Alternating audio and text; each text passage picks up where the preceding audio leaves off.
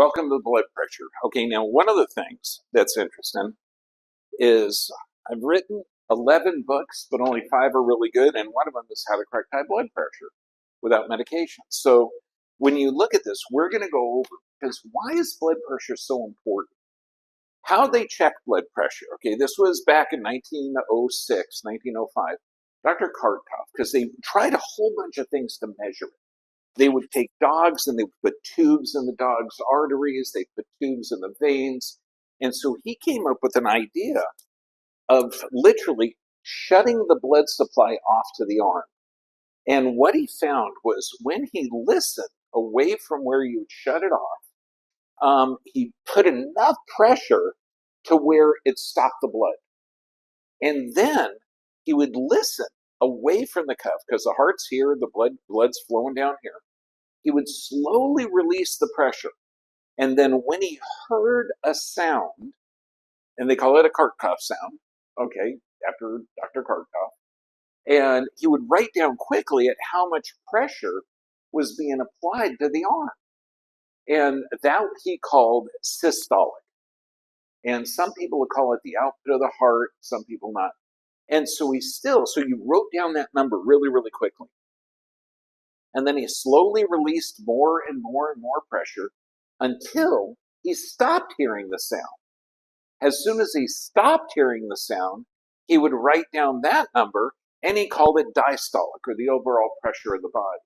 So what you're really measuring is the pressure and how much it takes to crush the blood vessels of the arm. And is this why athletes typically have higher blood pressure? Yeah, more than likely. Okay, but also it has to do with the size of the cuff.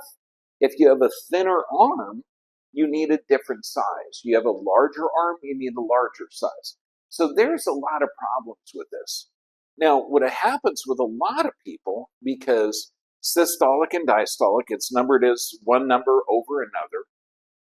I'll ask everybody, what's normal? Like, what's a normal blood pressure, Doc? What's normal? What's normal? Okay, now I'm asking one of the most respected doctors that I know. I love the guy. He cares. He's brilliant. But the reason he's having trouble is because blood pressure is different all the time. It even changes all the time in each country. Okay, so what normal is, if you're in the United Kingdom, 90 over 60 to 120 over 80, they think that's normal. But now what happens if you're running upstairs? Does blood pressure stay the same or go up? If you slept good, does it go up or down? Probably down. If you slept bad, it goes up. If you're dehydrated, it goes up. If you're resting, it goes down. If you're watching a scary movie, it goes up. So it goes up and down all the time. So if you're in India, they think 120 over 80 is good. Anything less than that's okay. In Germany, they think 130 over 85. Well, that's unusual, because that's actually high blood pressure if you're in the United Kingdom. But of course, if you're in France, they feel 140 over 90 is normal. Okay, why? Because they drink good wine. No, I don't know. It's not accurate. Now, in America, we have a joint national committee, and these are groups that get together about every 10 years, and they own pharmaceutical companies and hospitals. And they're the ones to decide what your blood pressure will be. Well, Joint National Committee back in 1994, they said everybody should have the same blood pressure of 120 over 80. That means the 400-pound cigar store owner, the 220-kilo guy, okay, should have the same blood pressure as the 12-year-old gymnast. Okay, yeah, because in 2004, they changed it to 115 over 75, and they had very specific recommendations that blood pressure for every 10 millimeters of mercury it raises, your risk of cardiac disease increases so much. So they knew it. They knew it. But however, if you're lowering everybody's blood pressure to that level, you're lowering blood pressure, does that help oxygen to the brain or slow it down? I know, it's a hint. It slows it down. I know. It was really hard to get that. Okay, so when you look at this, you're lowering blood pressure. That little brain burns 90% of the body's oxygen. So Joint National Committee 8 in 2014 raised it, and they said now, if you're over 60, 150 over 90 is good. But if you have 140 over 90, which would be normal in France, it's now stage 2 hypertension in America if you're under 60. So it's changed radically in 20 years. Radically.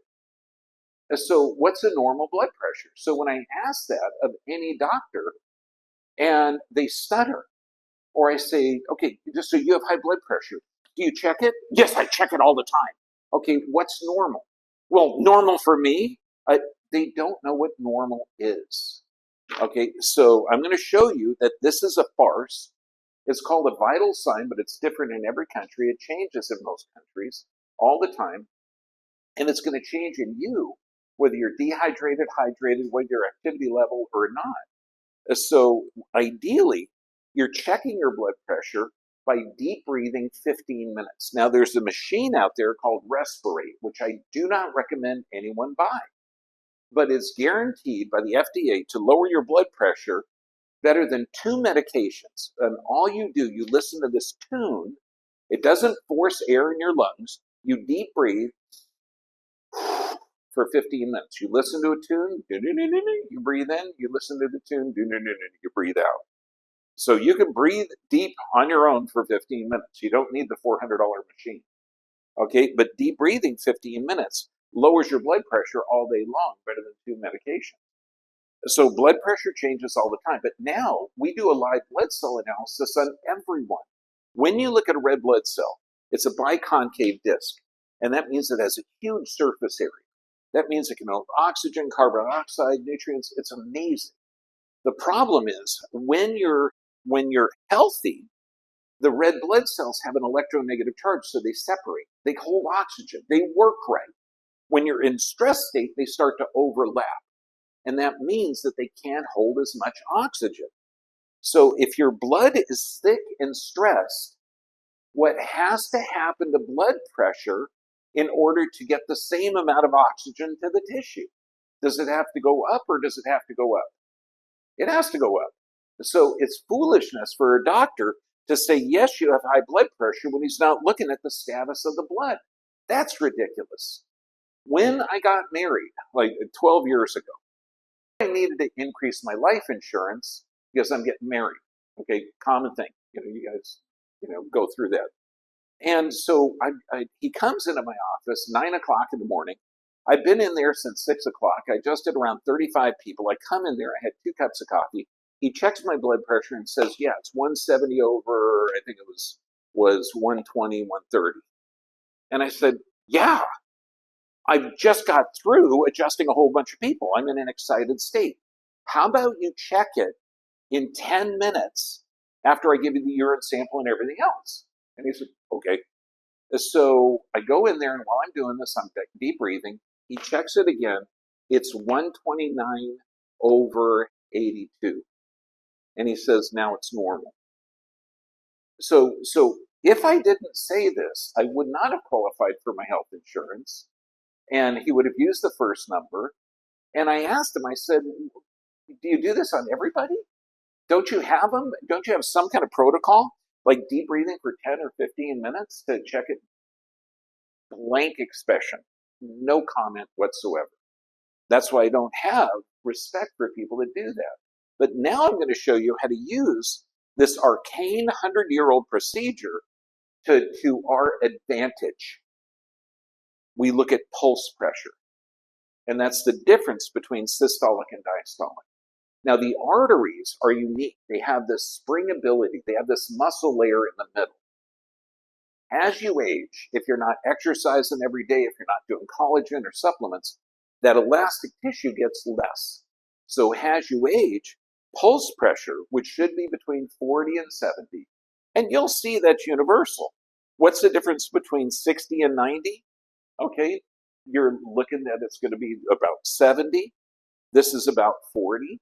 So their range in the UK is a decent pulse pressure. That's the difference between systolic and diastolic. As you age, the pulse pressure should increase. But now think of this.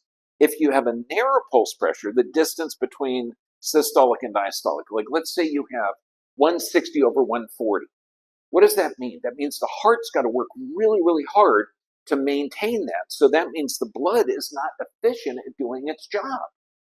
Let's say you have, 120 over 60. Okay, that's a difference of 60. And that means that the heart doesn't have to work that hard, but it means that the body could be in a less of a stress state. So one has to do with blood efficiency. So we're looking at the efficiency of that blood. Now, if it's over 100 difference, that means that the blood just is not working correctly. So one is a stress state. If it's a narrow pulse pressure, one means the blood is not efficient at doing its job. Does that make sense? And because I was going to say not every doctor has the ability to look at a live blood cell analysis to tell you the status of your blood, which should that be like the basic requirement or basic requirement? We're going to look at the blood, say your blood is in a stress state. Checking your blood pressure is going to be foolish. Okay, so that's why you have to look at it. But first, before you check it, diaphragmatic breathe at least 15 minutes. Make sure you're hydrated, but don't let this guide tell you that, yes, you have to take a drug to lower your blood pressure without addressing that your body is self-healing and self-regulating. And the official cause of high blood pressure is it's unknown. And one of my wife's uncles is a doctor for 35 years. He said, Doc, have you ever checked anyone for a stress response to see if that's an associated cause of high blood pressure? And he said, we know what causes high blood pressure. It's idiopathic. Idiopathic comes from the root word like idiot, which means it's unknown. So he literally looked me in the eye and said, we know the cause, it's unknown. I mean, you can't smoke enough weed to make that make sense, okay? It's like crazy. So any questions about this?